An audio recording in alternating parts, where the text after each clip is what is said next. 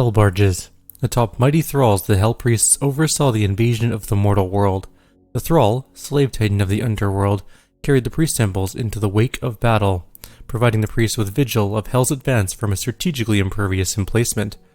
From their temple perch, the priests would emanate a powerful psionic influence, imposing greater coordination among the chaotic forces of Hell and increasing their battle effectiveness. The thrall, possessing superior resilience, proved indestructible by conventional weapons, thwarting all attempts by arc defensive forces. Only by severing the priest's psychokinetic tether could the Titan be neutralized, an act that could only be accomplished by an infiltration of the temple itself. Hell Priests. Powerful practitioners of arcane magics, the priests have warped their powers to suit their insidious purpose, harnessing the dark forces of hellish psychomancy to prepare Earth for the final blood ritual. By blood were the Hell Priests bound to the dark ritual which now consumed Earth, and so long as even one of them lives, the consumption of Earth would continue, allowing Hell unfettered rule of the mortal world. Only by destroying the priests can the blood ritual be stopped and the Earth saved. Dagnalox. One of the three Hell Priests, Dagnalox is charged with ensuring that Hell's invasion of Earth succeeds. He prefers to operate on the planet's surface, working in his unholy barge, carried on the back of a demonic titan. This provides him an elevated, mobile position with which to oversee the campaign against humanity.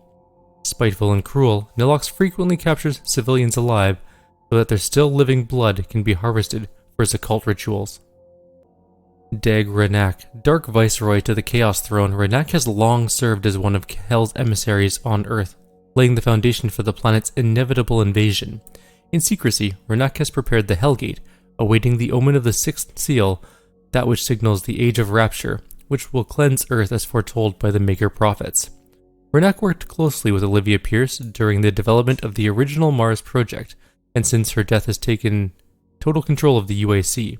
His promises of wealth, power, and everlasting life have corrupted the organization from within, absolving its employees of their moral conscience, accelerating the sacrifice of Earth in exchange for the lure of Argent energy and the promise of undying union with Hell. Dag Renak previously served the king of Argent Denur as a sentinel priest, guiding the Argenta's spiritual growth as a hallowed figure. After the betrayal, he abandoned his homeworld, working on behalf of the Khan Maker and personally overseeing the transformation of viable planets. Renak has constructed a veritable fortress in the polar caps to protect him during his dark work. The Doom Hunter. Once a race of beast-like hunters, the Doom Hunter creature was known to Sentinel warriors in ages past as lethal stalkers of the Metal Age. Extracted from the frozen depths of the polar tundra, the Doom Hunter belongs to an ancient race uncovered during cultist excavation in the remote Arctic. Preserved below the frozen ice for millions of years, the unearthed remains of this creature were deemed suitable for reconstruction, becoming the subject of cultist necro-regenerative bioexperimentation. Within the remote cultist citadel, a high-tech ritual altar, which towers over the Golgothan ruins, the Doom Hunter was ceremoniously and systematically resurrected and rebuilt. While the majority of its components are now cybernetic, it retains a high degree of mental faculty, a sentient, brutal hunting instinct augmented with the armaments of a tank division. The Marauder. As civil war consumed Argent Denur, the Night Sentinel's guard was quartered by their faith. Torn between serving the Khan Maker or revolting against that which they swore to protect, those most disillusioned forswore their oath to the Sentinel royalty, abandoning their pact of allegiance made to the throne. These hardened warriors joined the separatist group, led by the exalted priest class, allying themselves with the Maykrs and their devout acolytes in an attempted coup against the Sentinel royal house. Those Sentinel warriors who fell in battle, having sided with the Maykrs, were ultimately denied finality in death. Resurrected by the divinity machine of Maykr design, these fallen Sentinels were returned from the dead, transformed by Hell's power, and recreated with a singular purpose, to hunt the Slayer, now reborn, as knights in Hell's army. Daggrav. Daggrav remains the most powerful of the Hell Priests amongst the people of Argent Denur, frequently visiting his ancient homeworld to lord over the populace. Arrogant and pompous, Grav calls for bloodsport in the arena to entertain the fallen citizens of Sentinel Prime. Since the demonic invasion of Earth began, he has operated on the planet's surface along with his fellow Hell Priests to direct Hell's forces. But after the deaths of Dagnalox and Dag Renak, he has fled to the safety of the arena. It was Daggrav who facilitated the torment and eventual betrayal of Sentinel Commander Valen. taking the keys to the sepulchre of elements and opening the vault of the sleeping wraiths. The ancient creatures were abducted, transported to Hell, and tortured to siphon away their power. He used the heart of Valen's son to animate the icon of Sin, a titan still spoken of in legend throughout Argentanur. The Gladiator. In the years following the end of the Golden Age, competing factions of Argentanur turned against one another. An insidious influence had beset itself upon the Sentinel people, corrupting its once held sacred traditions. The Colosseum, once a place of honorable combat, where prisoners of the Argenta were tested for the right to fight in the front lines of their army, has since become a place of blood sport. In violation of Sentinel law, the priests have encaged a demon there, a merciless executioner used to enact judgment of their own decree.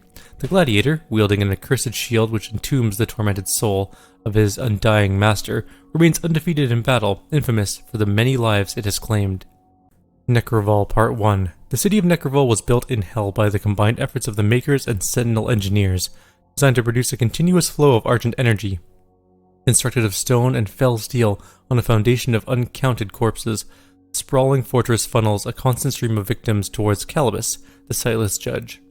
This ancient demon is a rare breed, unable to communicate or move without great difficulty. It exists as an overseer of sorts, awaiting as cages packed with the recently slain are brought before it, determining which souls are candidates for the Argent process. Operating not unlike a large-scale slaughterhouse, Necroval is divided into many sections. The most immediately accessible portions contain the Abaddon Pit, an enormous chasm where victims are herded. Beyond Calibus, the Argent-worthy souls are directed deeper into the Black Fortress. Those who he renders unfit are discarded as waste, their tortured souls thrown into the burning sludge of the blood swamps. Fuel the Eternal Flame. Part 1. Transformation of mortal creatures into demon is a laggard and gradual process, one that can take aeons to transpire without the catalyst of Argenta intervention. The victim is left to maunder in the Shadowland for years uncounted, where, over ageless time, they transform into a demon. During their nightmarish journey, the ethereal soul slowly drains from the body. In that dark realm, the substance of mortal life is manifest as matter. It gathers in pools of volatile aura found all over Hell. Demonkind call these pools the Well and use them to invigorate themselves for battle. It is from this aura that the essence is formed. By melting it with wraith energy, that which lights the darkened hall and sets the Sentinel sword ablaze, the essence is founded. The combining of these primal energies creates Argent energy, a power source so potent, so incalculably formidable that it has consumed the Argenta and driven us on to greater influence than was ever possible with wraith power alone. Necroval Part 2. This is one of the soul spires identified in the Argenta texts, built into the central columns of Necroval.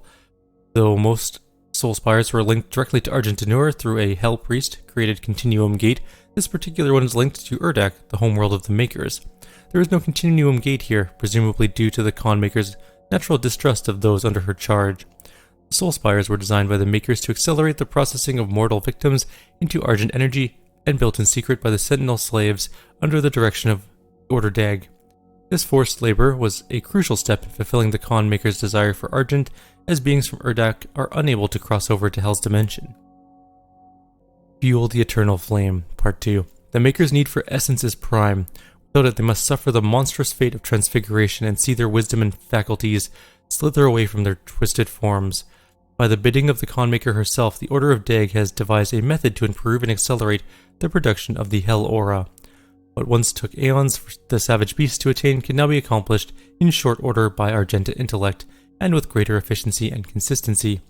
We constructed the Soul Spires, vast halls erected in the savage lands by our slaves and under the direction of the Order. Even though we raised a monument on their ground, Demonkind does not harry us during the assembly of the Soul Spires, for the Khan Maker herself bartered a deal with the Dark Lord that rules over the Shadow Walkers. A bargain was struck.